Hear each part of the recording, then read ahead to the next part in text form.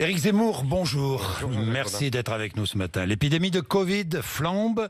Alors ce matin, Éric Zemmour, appelez-vous les Français à aller se faire vacciner. Je n'ai pas appelé les Français à aller se faire vacciner. Il y a beaucoup de Français. Vous êtes un homme public. Oui, mais il y a beaucoup de Français qui sont déjà vaccinés. Oui. Donc bon, effectivement, il faut que les gens les plus âgés fassent la 3e dose.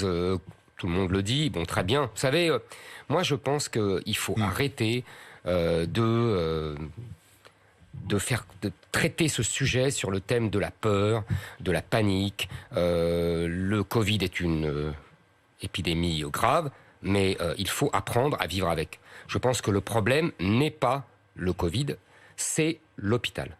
Le problème, c'est que dès qu'il y a une épidémie un peu grave, notre hôpital qui a été abandonné depuis 20 ans, depuis 30 ans... Et submergé. Et submergé, exactement. Et il est submergé Pourquoi? par des malades non vaccinés essentiellement. Pas forcément, parce que vous savez très bien, majoritairement. Vous savez très bien, Jean-Jacques Bourdin, que le vaccin n'empêche pas la contamination, mais qu'il empêche les formes les plus graves. Très bien. Très bien. Pour ça il empêche l'hôpital et la réanimation. La réanimation, exactement. Donc c'est pour ça qu'il faut aller se faire vacciner. Mais si vous voulez, il faut arrêter de traiter ça sur le thème de la panique, de la peur. Je vais vous dire, Jean-Jacques Bourdin, je pense qu'Emmanuel Macron n'est pas mécontent d'utiliser cette méthode pour de nouveau essayer d'écraser tous les autres sujets, en particulier celui que je porte. Oui, celui que vous portez. Mais les Français, évidemment, sont soucieux de l'épidémie. C'est normal, bien sûr ils sont soucieux, mais on en rajoute. Vacciné, on infantilise les gens. Oui, je suis vacciné. 3 doses? Non. Bientôt? Non, je vais voir. Moi, je suis pas encore. J'ai le temps encore. Vous avez le temps, mais vous pouvez. Bien sûr que je peux. Bien. Votre déplacement prévu à Lyon aujourd'hui est annulé. Pourquoi? Parce que après l'énorme succès de dimanche à Villepinte, j'ai pensé qu'il valait mieux venir chez vous.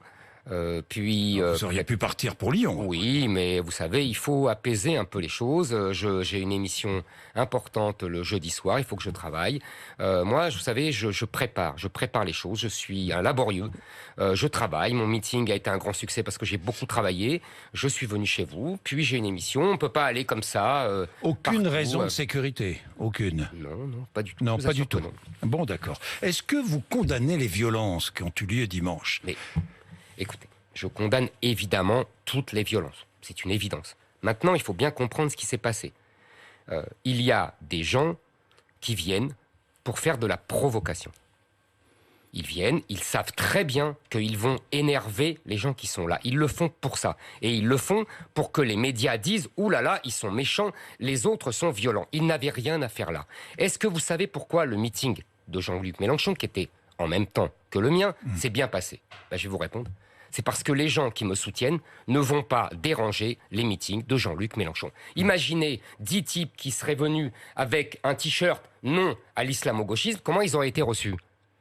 Voilà. Donc il faut arrêter avec ça. Ce sont des gens qui utilisent les gens d'SOS Racisme.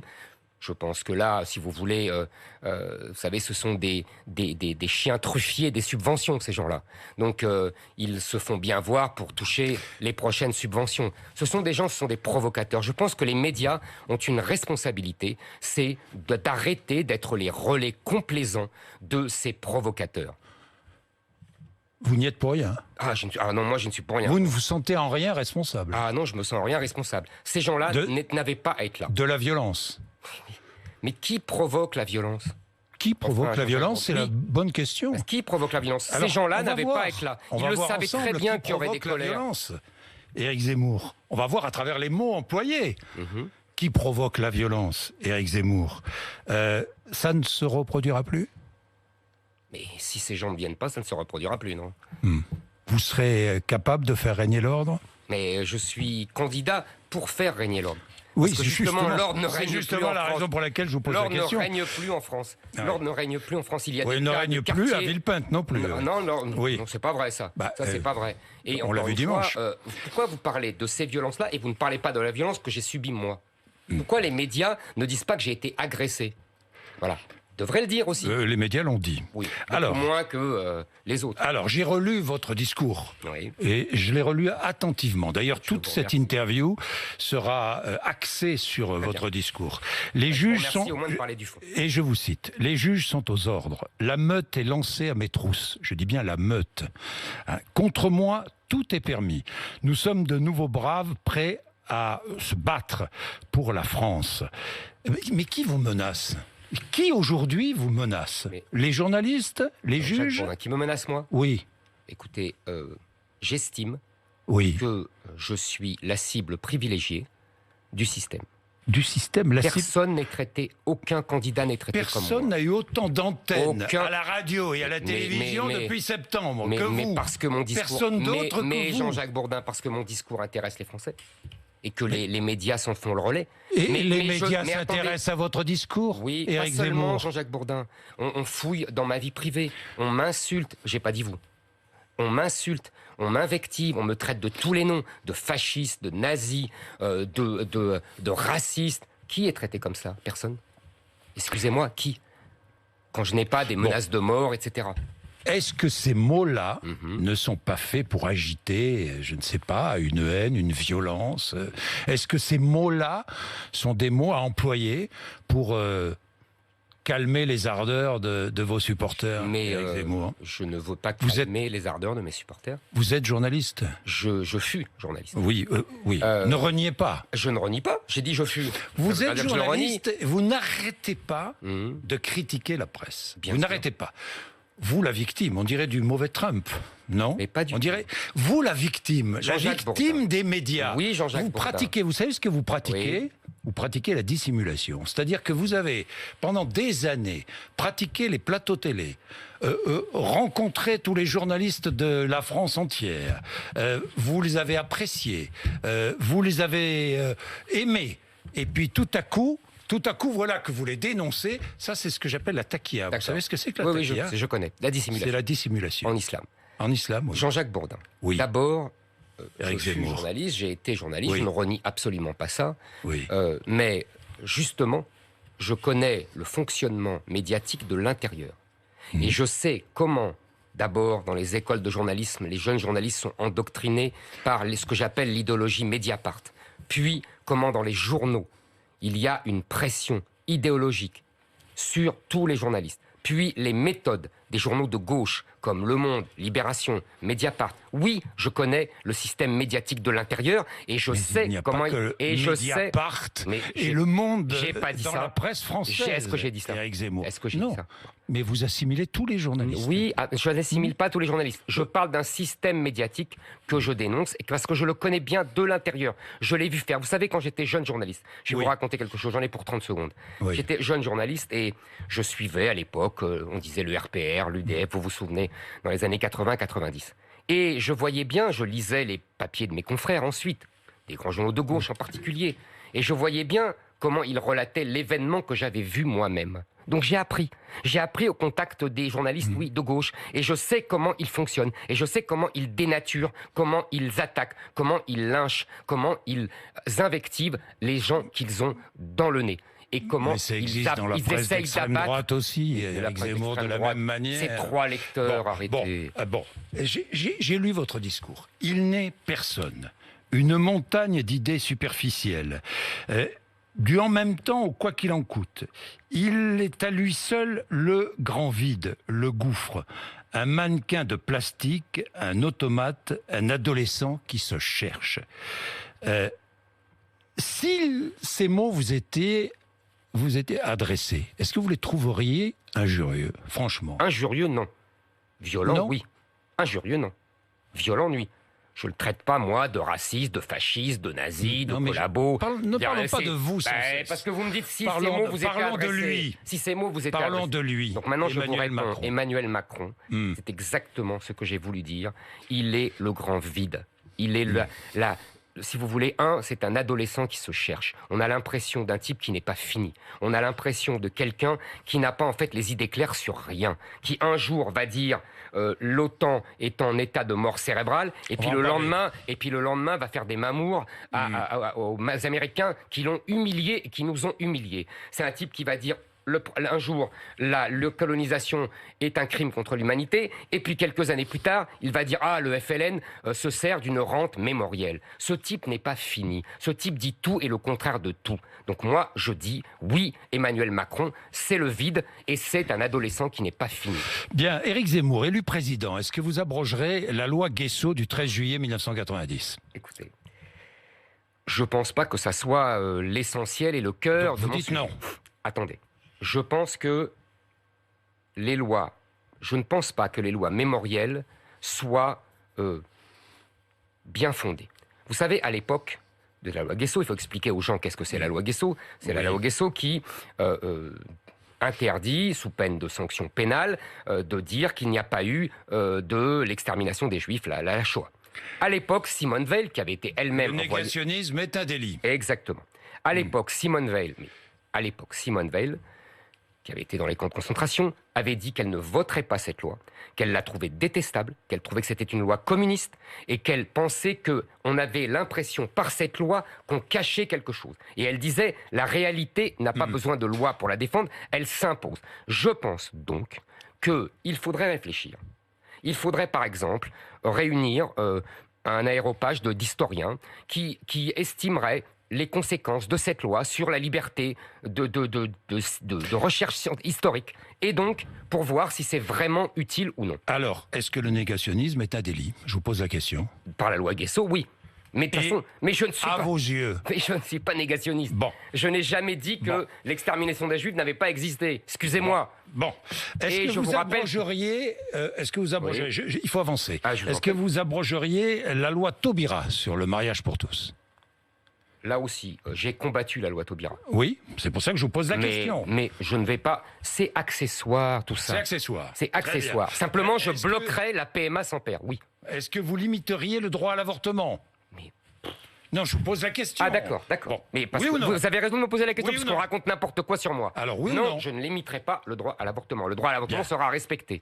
Et vous reviendrez sur l'abolition de la peine de mort. La dernière fois, ici même, vous avez dit « Je suis philosophiquement pour la peine de mort ». Est-ce que vous reviendrez sur l'abolition ? Non. Ce n'est pas... Vous comprenez qu'il y a des priorités. Bon, alors, la priorité, le pouvoir d'achat des Français. C'est l'une des priorités. Et que proposez-vous ? Vous proposez d'aider ceux qui touchent le SMIC.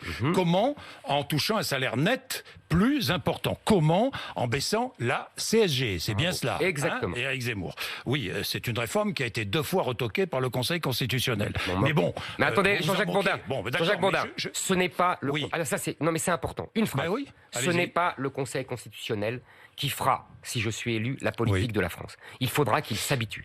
Et on va en parler, si vous voulez, en particulier pour la politique d'immigration. Non, oui, mais on parlera de j'ai choisi de parler. Mais Éric Zemmour, sur la baisse des salaires, la baisse de la CSG, très bien. Mais ça sert à quoi, la CSG ? Ça sert à financer la sécurité sociale. Bon. Et c'est tout ? La protection sociale en général. Et le chômage aussi. Alors, ça veut dire quoi ? Ça veut dire que vous baissez la protection sociale et que... Vous baissez les allocations chômage ? Vous me demandez en clair comment je finance cette mesure. Oui. Bon. Cette mesure, d'après mes équipes, coûtera 15 milliards d'euros. Je précise quand même, parce que vous ne l'avez pas dit, qu'elle rapportera 100 euros par mois aux gens qui touchent le SMIC et 1250 euros, un SMIC entier, une sorte de 13e mois, pour ces gens-là. C'est quand même pas négligeable. Comment je le finance, les 15 milliards d'euros ? J'estime qu'il faut réduire les dépenses sociales, qui montent à, je crois, plus de 800 milliards d'euros. 800 milliards d'euros. Donc, c'est vous dire ce que ça coûte. Je pense qu'il ne faut pas réduire la protection sociale des Français, car ils y sont attachés et j'y suis attaché. Donc, je pense que le problème majeur de la protection sociale aujourd'hui, c'est qu'elle est ouverte au cas de vent, qu'elle est mal gérée par ailleurs, avec les fraudes et tout ça, mais qu'elle est surtout ouverte au cas de vent. Donc, je considère qu'il faut que la solidarité nationale redevienne nationale. C'est-à-dire que la solidarité qui n'est pas contributive, comprenez bien, c'est-à-dire le RSA, les allocations familiales, le minimum vieillesse, les allocations logement, tout cela doit être réservé aux Français. Si on ôte ça, ça rapporte par an 20 milliards d'euros. Donc ma mesure est largement financée. sans réduire, sans réduire la protection sociale des Français. Ça veut dire qu'un étranger immigré qui est venu en France en situation régulière, qui a un travail déclaré, qui est employé à des tâches que les Français ne veulent pas faire. Ça dépend. Ça veut dire, ça dépend tous les jours. Venez ici le matin à 5h du matin, vous verrez. C'est beaucoup plus. Éric Zemmour. C'est un problème géographique. Vous verrez. Oui, d'accord. Pour venir chez vous, il faut être en banlieue. En banlieue, il n'y a plus de Français. Oui, c'est un problème. De souche. Pourquoi ? Parce qu'ils ont été chassés. Pourquoi ? Ils ont été chassés. Parce que sont logés les immigrés. Oui. Les immigrés en situation régulière. Oui, et irrégulière. Qui sont mal payés. Oui. Et qui n'ont pas d'autre moyen de se loger que d'être en banlieue. Monsieur Bourdin. Éric Zemmour. Non. Mais si. Non, ils ont chassé les Français de souche et les gens d'immigration italienne. C'est-à-dire que ces hommes et ces femmes qui travaillent dur, qui font des métiers que les Français ne veulent pas faire. Ça dépend encore une fois, Ça veut dire que ces hommes et ces femmes qui paient des impôts, qui paient des cotisations sociales, vous parliez de cotisations sociales, n'auront pas les mêmes droits que les Français, même s'ils sont là depuis 3, 4, 5 ans en France ? Non. Je vais vous répondre, monsieur Bourdin. Oui, c'est un choix, laissez-moi répondre. Ils auront les droits que leur contribution leur donne. C'est-à-dire qu'ils cotisent à la sécurité sociale. Un peu moins Laissez-moi finir. Oui. Ils ont cotisé à la sécurité sociale, ils auront le droit à l'assurance maladie, à la retraite, etc. Mais, il y a des dépenses qui ne sont pas contributives, qui ne sont pas assurantielles, qui sont de la solidarité. Celle-là, j'estime qu'elle doit être réservée aux Français. Quand vous ou moi, nous payons des impôts et que, par hasard, nous mettons nos enfants dans une école privée, nous payons quand même pour l'école publique. Et ben voilà, on peut payer des impôts pour des choses qui ne vous reviennent pas. Et bien là, c'est la même chose. J'estime que nous devons privilégier les Français. Je comprends pourquoi. Nous devons être généreux avec les Français. Sans aide au logement, ils seront nombreux. Sans aide au logement, ils seront nombreux dans les quartiers les plus difficiles. Bien, Éric Zemmour. Éric Zemmour, baisse des impôts de production, vous proposez, c'est ça, hein ? D'abord, qui les perçoit, ces impôts de production ? Les collectivités locales. Les collectivités locales. Baisse donc des revenus pour les collectivités locales. Absolument. On est bien d'accord. Emmanuel Macron a fait ça pour la taxe d'habitation et il a compensé. Bon. Et donc vous compensez, c'est bien ça. On verra, il y aura des négociations avec les collectivités locales. C'est déjà fait, la baisse. 10 milliards sur 70 milliards. Bah oui, c'est beaucoup. C'est beaucoup, mais je propose beaucoup plus. Cet impôt est injuste. On prend aux entreprises avant même qu'elles aient gagné 1 euro. Et en plus, on leur met des boulets aux pieds. Les Allemands payent 10 milliards d'euros d'impôts de production correspondant, et nous, on est à 70 milliards. Avec la réduction de 10 milliards réclamé et demandé et décidé par le gouvernement, on est loin du compte. Donc je pense qu'il faut encore baisser de 40, 50 milliards. Éric Zemmour, j'ai lu dans votre discours l'assimilation. Soyons clairs, un musulman français doit-il renier sa foi ? Non, c'est pas ça l'assimilation. Bon d'accord. Non, l'assimilation. Vous avez dit. Vous avez dit. Oui. Un musulman devra faire le choix entre l'islam et la France. Oui, parce que... Vous l'avez dit, vous le répétez. Je le répète, mais je vais expliquer. Mais laissez-moi expliquer 1 minute. Oui, allez-y. L'islam n'est pas seulement une foi. Voilà. Il n'est pas seulement même une pratique religieuse. C'est un code juridico-politique. C'est même une nation, la Oumma, et une civilisation. Donc, je considère que les musulmans doivent faire le même effort qu'ont fait les juifs et les chrétiens. Donc le choix entre l'islam et la France. C'est-à-dire, laissez-moi finir. Oui. L'islam au sens où je viens de le définir. Oui. C'est-à-dire séparer le temporel du spirituel. Les musulmans ne l'ont jamais fait dans leur histoire. Vous m'entendez, Jean-Jacques Bourdin ? Jamais, depuis le 7e siècle. Donc, il faut que les musulmans français, les Français de confession musulmane, le fassent. Donc la foi, évidemment qu'elle est respectée, mais pas le code juridico-politique. Aujourd'hui, dans de nombreux quartiers, les gens vivent, et on revient à notre problème de banlieue, les gens vivent sous, à la vérité, le code juridico-politique, la charia. Et c'est pour ça que les Français s'enfuient, et c'est pour ça que vous n'avez pas de Français qui viennent travailler chez vous à BFM. Et mal logés. Oui, mais il y a des Français qui sont très mal payés. Les gilets jaunes étaient très mal payés, monsieur Onfray. Oui. Excusez-moi, monsieur Bourdin. Je vous sens très gilet jaune. Je ne suis pas très gilet jaune. Je comprends les gilets jaunes. J'ai mon ami Jacqueline Moureau qui est avec moi, qui a lancé le mouvement des gilets jaunes. Donc je les comprends, les gilets jaunes. Je ne vais pas démagogiquement dire... Non, je ne vais pas endosser un gilet jaune. Non, vous vivez dans les beaux quartiers, vous fréquentez les médias et vous tapez à la porte des clubs les plus huppés. Mais mon cher Bourdin, je n'ai pas honte. Oui, Zemmour. Je n'ai pas honte. J'ai grandi en banlieue, j'ai fait des études, j'ai travaillé, donc je n'ai rien volé. Mais personne ne vous accuse. Alors ne Pourquoi me êtes-vous reprochez toujours pas une d'être victime. Pourquoi Ne me reprochez. vous êtes toujours une victime. Non, je ne suis pas une Vous victime. êtes une victime de au contraire. rien. De rien du tout. De rien du tout. De rien du ça me fait plaisir. Bien Élu sûr. président de la République, quel serait votre premier déplacement? Ah, voilà une bonne question auquel Oui. je n'ai pas, à laquelle je n'ai pas encore Première réfléchi. rencontre à l'étranger? Je ne sais pas. Vous ne Je savez sais pas? Non. Non, je ne sais pas. En tout Bon. cas, je ne ferai pas Est-ce le que pèlerinage à Berlin pour Ouais. me soumettre Est-ce que la- et lécher la Mais- babouche des Allemands. Ça, non. Bon, est-ce que la souveraineté de l'Ukraine doit être respectée? Et la souveraineté de l'Ukraine doit être respectée. Pourquoi elle ne serait pas respectée? Toutes les souverainetés des nations doivent être respectées. Oui. Avec Vladimir Poutine qui amasse 175 000 hommes aux frontières de l'Ukraine. Écoutez, je n'ai- Avec 4 à 500 violations quotidiennes du cessez-le-feu dans le Donbass. Vous savez, l'Ukraine Oui. a été russe pendant Oui. des siècles. Soviétique. Russe, mais Mhm. bien avant Et, la oui, russe bien et sûr, bien avant. soviétique. Et soviétique, mais surtout russe. Donc il faut comprendre que les Russes n'ont pas envie de voir les Américains et l'OTAN débarquer à leurs frontières. C'est tout à fait légitime.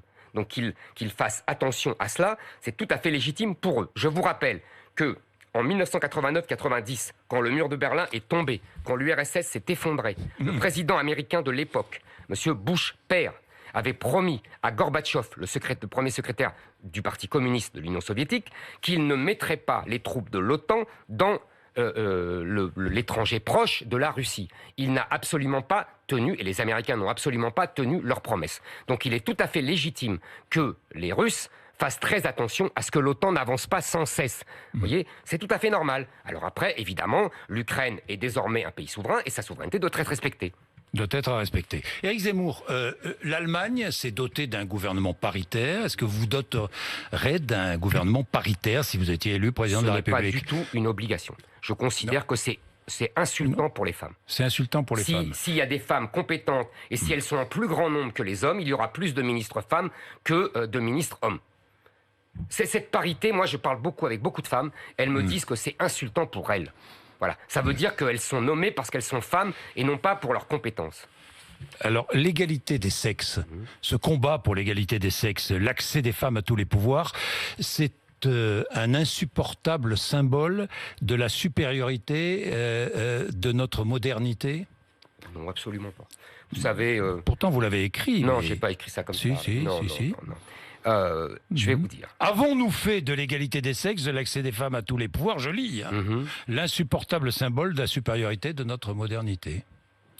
Vous avez écrit Non, mais cela. attendez. C'est très facile de prendre une phrase et de la tirer de son contexte. Mais elle est pas... Vous savez, Richelieu disait « Donnez-moi 3 phrases de n'importe qui et je le fais condamner ». Donc moi, je ne suis pas là pour commenter mes écrits d'il y a 15 ans. Je vais Mais vous dire, dans les mon écrits programme... restent. Non, Éric mais Zemmour. ça c'est trop facile. Mais Dans mon... comment c'est Écoutez, trop facile? aujourd'hui, Faut je ne suis assumer ce plus... que vous avez écrit, tout J'assume de même. toujours tout, mais je Parce ne que j'ai suis entendu ça avec Gilles Boulot. Jean-Jacques Bourdin. Je ne suis plus Oui. le journaliste que j'ai été, vous m'avez demandé. Oui. Je ne suis même plus l'écrivain, j'espère le redevenir, que j'ai été. Donc, mes combats, je ne les renie pas, mais aujourd'hui, je suis un candidat. Donc, dans mon programme, il n'y a strictement rien, vous m'entendez, rien contre l'égalité entre les hommes et les femmes. Bien. Éric Zemmour, j'ai une dernière question. J'ai regardé votre déclaration et j'ai lu votre discours. Vous terminez 2 fois ainsi, vive la République et surtout vive la France. Pourquoi ce surtout? Est-ce un mépris pour la République ou pour les droits de l'homme, Pas du comme l'avait Maurras, par exemple? Mais pas du tout un mépris Bah, pour la République. mais ne Pas du faites tout. pas- Non, pas du tout. Pas du ne tout. soyez La pas République- méprisant, La République est notre régime. Bon. Je le respecte évidemment. J'aime ses heures de gloire. Oui. Je connais son histoire. Il n'y a aucun problème. Mais la France n'a pas commencé avec la République. La France a été grande sous la monarchie. La France a vécu pendant 1500 ans sous la monarchie. Oui, La oui. France a vécu sous l'Empire, qui a été Oui. glorieux. Oui. Donc, ce que je défends moi, ce n'est pas un régime. Il y a des républiques totalitaires. On a connu les républiques communistes. Il y a des républiques islamiques en Iran. Il y a des républiques. La Corée du Nord est une république. Et il y a des monarchies Oui. fort démocratiques. Donc moi, Constitutionnelles, oui. ce que je défends, c'est Oui. la France. C'est-à-dire sa grandeur, son esprit, ses mœurs. Et vous ne m'avez pas interrogé là-dessus, et je le regrette. Ah, ça y est. Son identité, bah oui, je tiens Ça à le y est. dire, avant de partir. Mais puisque vous me dites que n'avez c'est la fait fin. que parler d'identité et d'immigration depuis des mois. Donc Mais on mon peut cher- aussi changer de sujet. Mais vous avez vu que j'ai Éric répondu à Zemmour, toutes vos ben, questions. heureusement. Et vous Heureusement. savez, c'est intéressant ce que vous dites, vous Oui. avez tout à fait raison. Oui. J'ai mis volontairement pendant ces mois-là Oui. la question de la survie de la France au cœur de la campagne présidentielle. Je l'ai imposée. Franchement, vous avez remarqué, vous êtes trop bon journaliste pour ne pas l'avoir remarqué. Ils ont tous parlé comme moi. Tous. Est-ce que vous croyez que si j'avais eu tort, ils auraient tous parlé comme moi? Tous. La primaire LR, Emmanuel Macron et Marine Le Pen, C'est tous. formidable. Vous voilà finalement sur le même terrain qu'Emmanuel Macron. Voilà. Non, c'est Donc, lui qui Éric suit, Zemmour. enfin, il Bon. suit médiocrement. Bon, Éric Zemmour, merci d'être venu nous voir ce matin sur RMC et BFM TV. Il est 8h55.